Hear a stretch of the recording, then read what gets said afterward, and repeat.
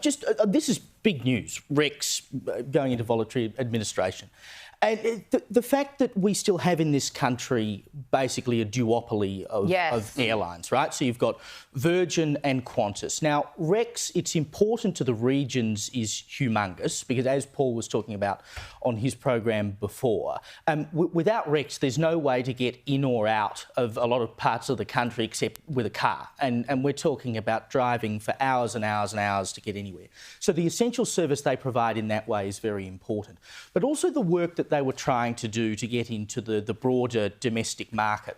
As in, they started out, Sydney to Melbourne and vice versa, and then went Adelaide to Melbourne. They've expanded from Adelaide to Perth recently.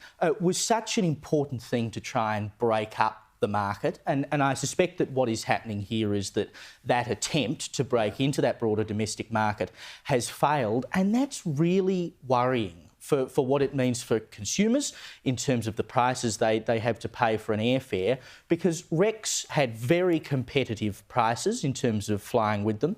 Their service was excellent, and I've flown with them many times domestically. Generally, their prices are much better than anyone else. Their service is really good. The staff are really good. By the way, they don't give an acknowledgement of country on their flights, which was encouragement enough for me to use them. And even with such a great product, they've fallen over, essentially. What that means for us as a country and consumers is really concerning, because if you can't break into that market, and others have tried, Bonza tried to do it, if you can't break into that market, where are we going to end up? I mean, this is just a green flag to Qantas and Virgin, essentially to say you have total control of the market, much like the supermarkets, and you can charge whatever you want. If the government doesn't get involved here in some way, mostly from the regional perspective, because they just can't do without these flights, we are going to be in a world of pain. I just can't see how the government couldn't get involved. And there's a good argument for the government to be involved, because these regional centres provide so much of the wealth of this country, provide so much of the tax revenue, that the least the government can do is make sure that they're able to get from place to place. Adam Bant put out a tweet earlier today saying the government should just wholesale buy Rex Airlines. I'm not sure many people would go for that. Or a bailout that subsidise. We did it for Qantas during the pandemic. People aren't opposed to a bailout. For once, we can agree on a good expenditure of taxpayer dollars. Our government seems to love to splurge half the things they spend our money on. We're like, can you not?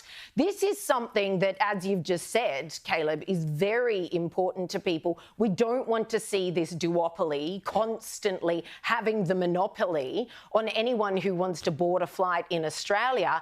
And we cannot say enough with regards to Rex's importance when it comes to the regions. So if the government is just going to allow Rex to roll over here and die, how on earth are they going to ensure that some sort of service is still available to the regions? If they can't, then they simply can't allow this to happen. They can't allow Rex to just and that would be the thing, right? If the government doesn't intervene here and provide some sort of bailout, then the government will have to create a service. I mean, they simply can't leave people high and dry. And that might be a mixture of state governments chucking in money along with the federal government. But they can't leave people high and dry. If you can't fly out of a place like Port Lincoln in South Australia or the multiple other places that Rex services. I know that Qantas, through QantasLink, does a lot of its own regional services now. But again, we're talking about one of the big duopoly companies, and so they will take this as a green flag to